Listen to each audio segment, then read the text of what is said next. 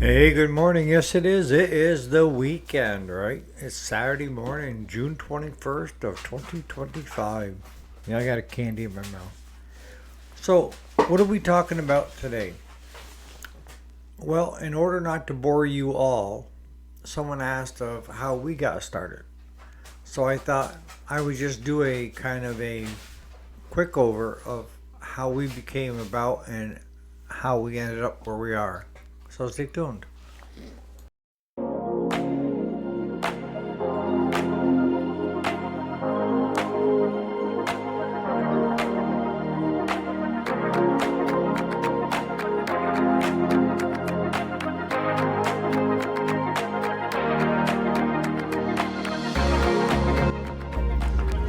Alrighty, welcome back. My name is Eric, and yes, this is the weekend. The weekend, we can go off the rails and do as we please. The weekday, Monday through Friday, usually is about business, right?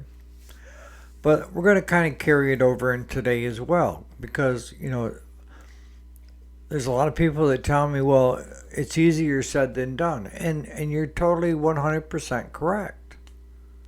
If it was so easy, everybody would be doing it. It's something that you really want to do and are willing to put the time in to accomplish it. And I've always had the philosophy of things that come easy in life leave easily as well, right? So, a quick synopsis of how we came about, our struggles, and how we got to a certain powerhouse, and then downsizing to where we are now is going to be the topic for today. So, how did we get started? All right, we got started doing it on the side. We didn't jump into it full force. And what we found really quickly was we had the skills and we had the ambition, but the biggest thing we lacked was customers. Customers are the hardest things to get because when you first start out, you're an unknown, right? So trying to find customers is very difficult unless you're going to spend a lot of money on marketing. And I've seen a lot of money thrown at marketing and get absolutely no results whatsoever. And that's what we ran into with print, radio, newspaper. Is it my return on my investment was gazilch. So what we ended up doing was buying used lawnmowers, fixing them up, and then reselling them. And that's what a lot of you guys do, right? You flip in lawnmowers and snow blowers or whatever else is small engine. But that's kind of how we started out. Since we had no customers, we had to create customers.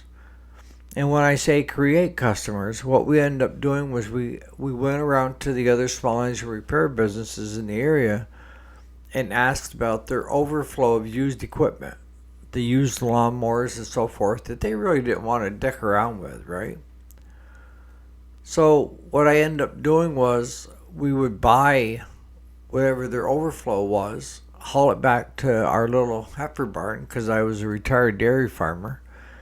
And I still had the main barn and the heifer barn. But the heifer barn suited our needs. It was big enough to do what we wanted to do. And so we started taking one machine at a time and bringing them through the shop, getting them fixed, and then listing them on Craigslist.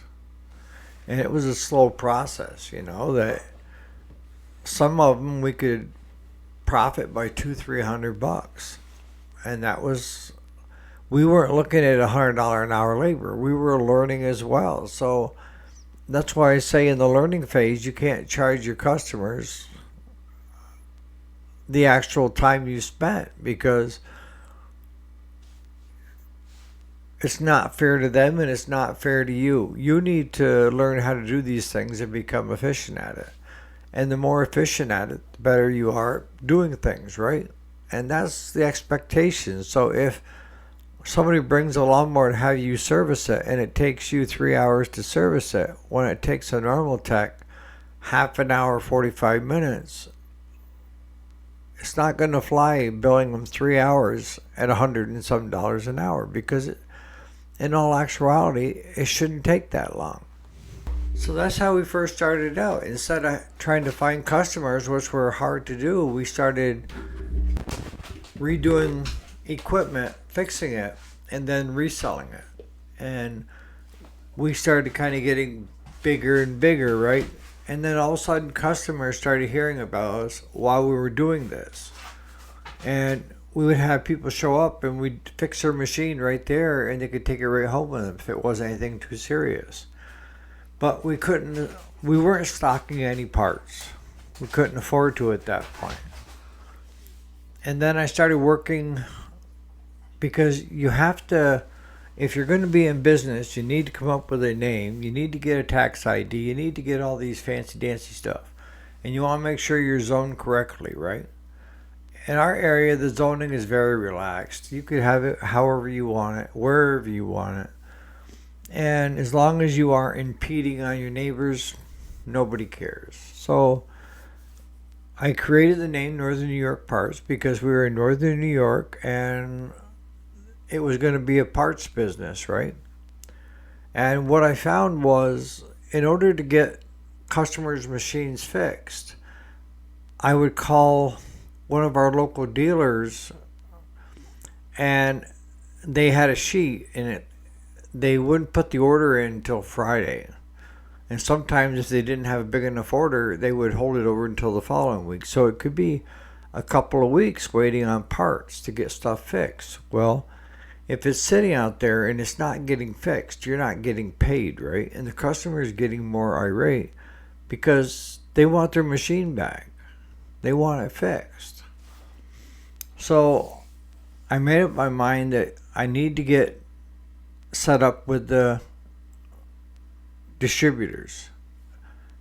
Get my own name for the business name, sales tax number, get all that kind of stuff, get everything in place, and then go talk to the distributors. And Honda was one of the first ones that I talked to. And with Honda, I had to buy 5 engines. And then I had to buy so much in parts. MTD, same thing. If I wanted to get it on the entry level, I had to buy so much in parts. And I'll be honest with you, the parts that they sold me, I still have a lot of those parts to this day. And I still feel that you should be able to pick and choose the parts you want, stuff that you know you can sell, and not stuff that they're trying to clean out of their inventory, right? So I went ahead and I started getting set up with the distributors instead of going through my local dealer, because it was just taking too long to get the parts. But while I was doing this, I said there's got to be an easier way. And at the time, I was playing around with eBay. And at that time, it was kind of like classified ads, right? It was all based on trust. That you would send the product and they would send you a check or a money order or what have you, right?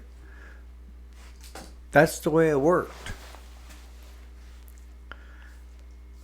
But then I started saying, wait a sec, there might be more to this than what meets the eye. That I felt like I could see into the future that buying parts online was going to become the norm. So, and I was finishing, I was in my last year of college and in my late 30s, and that was, I'm trying to think, bachelor's in IT and then a minor in business. I said, you know what? Because I started creating websites for other people, for businesses and so forth. And I said, you know what? If I can do it for them, I can do it for myself. And I did. You know, it took a lot of work. And then I looked at eBay and I said, you know what? If I can get the downloaded file, I can put it in the right columns to upload whole catalogs to eBay. So that's what I did. I started a program where I could upload a full catalog of parts for Briggs, Tecumseh, Honda, you know, and I was doing all OEM stuff in the beginning. And it started slow, but it kept building. And it kept building because I was getting good reviews. Quick shipper, And back then we didn't have hardly any back orders. If a distributor had it listed, they had some in stock. It wasn't one of those discontinued, because a lot of times the same part could be used on numerous machines in numerous years, right? Now they discontinue it every 3 to 4 years, which makes it harder. But while Claude worked on the repair side, I went towards the IT and parts side. And it started off with just a few sales here and there. And then next thing I know, I've hired on Krista. She's running the eBay shipping, doing the orders through the distributors, and answering the phone. And I'm helping her with the shipping. But in the beginning, it was slow. We'd get 3 or 4 orders a day. And then it got up to 8 or 10, and then 20, and then 50, and then 100. I mean, it was starting to get crazy. So I kept hiring somebody else on to help with it. And at one point, I had 3 workstations, 3 computers, 3 laser printers, just doing shipping and packing. And I remember many a days, Claude, Krista, and I at each workstation, one doing eBay, one doing Amazon, we're pumping them out. And, we were doing at one point 10 to 11 USPS totes right full of product. And the way I did it was if somebody ordered 1, I would bring in 2. So what I was doing, I was taking any money that I was making and reinvesting it back into the business.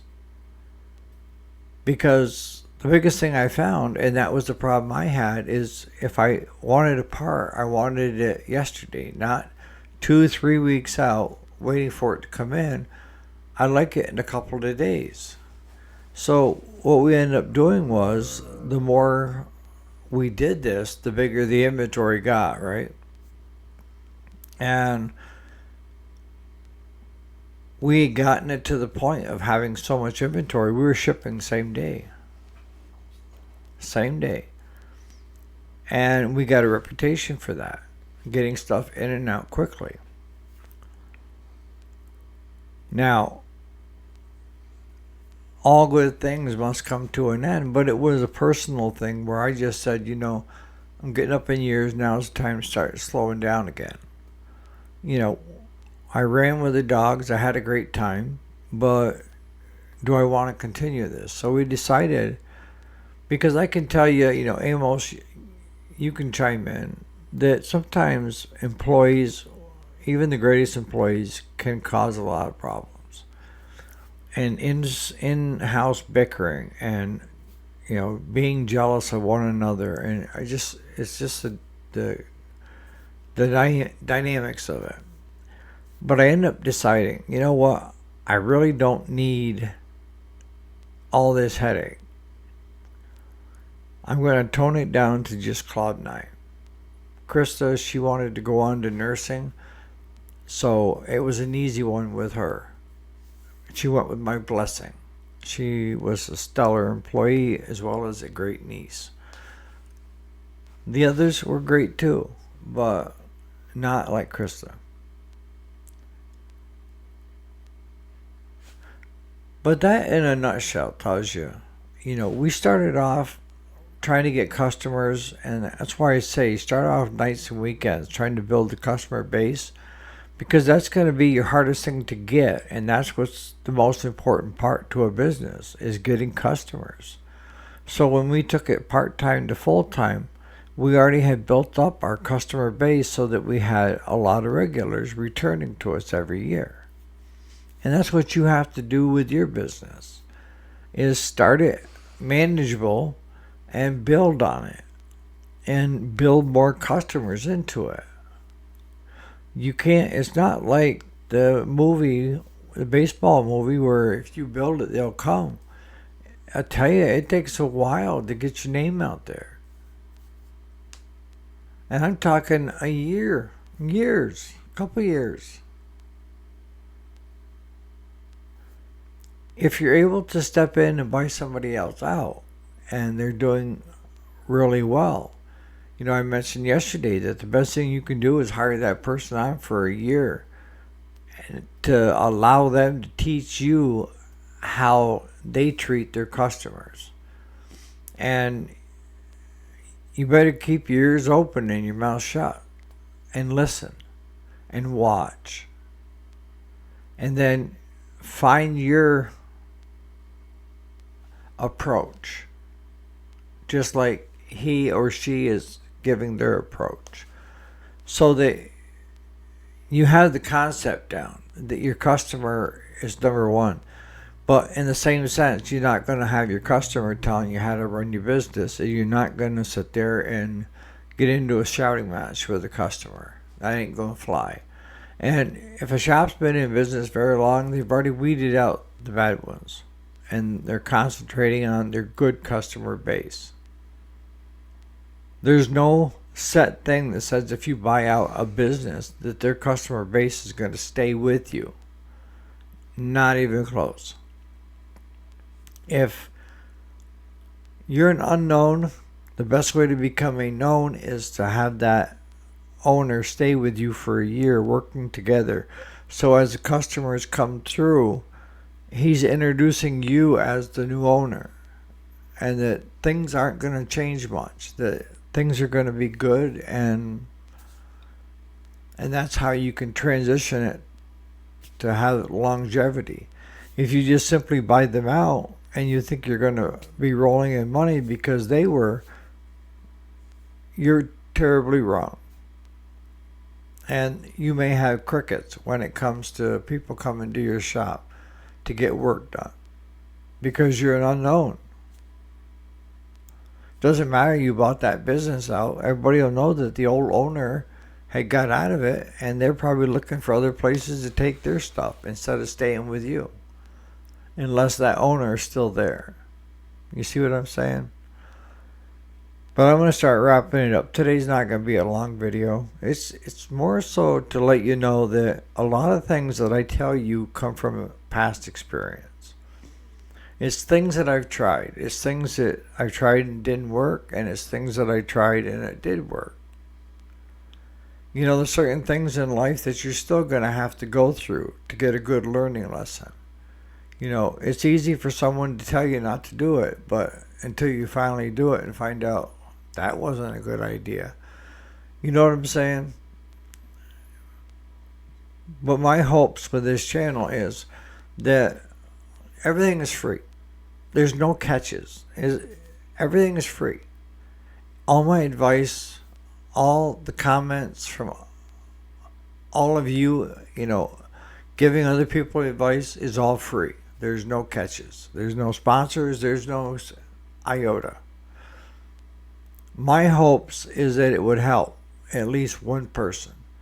And I always say, if you don't need to take my word as gospel and try to mimic it. I want you to take what you can use and leave the rest. Make it your own. Because if you can make it your own, what I call mantra, your marching thing in your head of how to do things, by some of the things that I've said to try or did or this or that, and you can mold it into your own, you are more likely to succeed than if you try to just copycat what I've done in the past. You see what I'm saying? But in the comments, what do you guys think? As far as this new business and starting a new business and how to get about it. I mean, I'm not a person that says just go out there and get a bunch of debt. And I drive by 2 dealerships quite regularly that are overstocked. This is the middle of June, and people have bought their lawnmower if they were going to buy their new lawnmower, right? Unless their old POS, shits the bed. But other than that, the season has kind of wounded down until next spring. And I'm looking at all the brand new models sitting out in their front lawns of their shops. And I'm looking at all the crates that haven't even been opened yet. And I'm thinking, you poor, poor bastard. Guess you didn't watch my videos on why floor planning isn't for everybody and how it can get you into a big pickle. So on that note, you guys have a great Saturday. And we'll catch you here probably for the Sunday sermon tomorrow. Again, thanks so much for watching. And you guys have a great day.